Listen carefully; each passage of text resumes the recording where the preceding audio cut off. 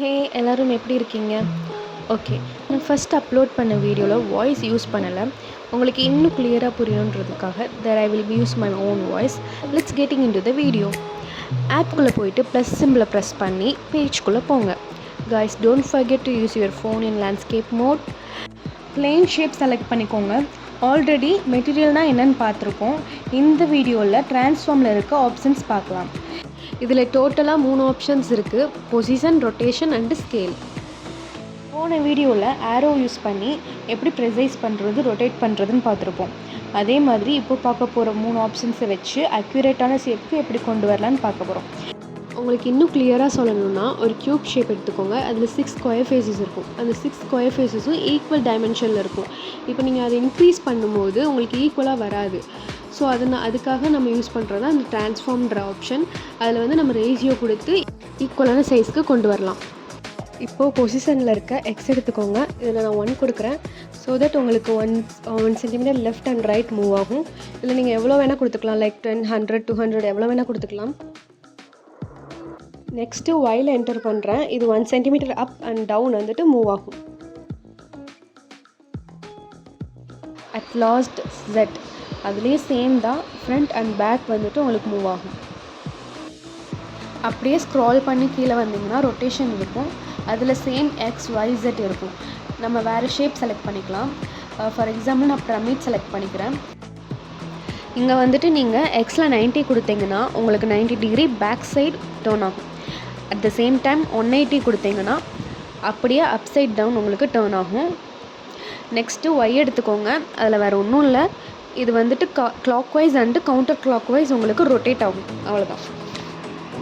இப்போது Z, இதில் பார்த்தீங்கன்னா 90 கொடுத்துருக்கேன். ஸோ தட் உங்களுக்கு லெஃப்ட் சைட் டேர்ன் ஆகும்.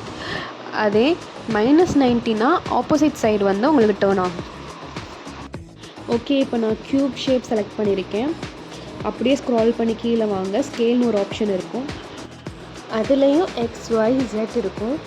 Xயில் ஒரு வேல்யூ கொடுக்கும்போது right side and left side உங்களுக்கு எக்ஸ்டெண்ட் ஆகும். அதே Yயில் கொடுக்கும்போது ஹைட் வைஸ் உங்களுக்கு எக்ஸ்டெண்ட் ஆகும். Zயில் கொடுக்கும்போது back side and front side extend ஆகும். பிளேன் ஷேப் செலக்ட் பண்ணியிருக்கேன்.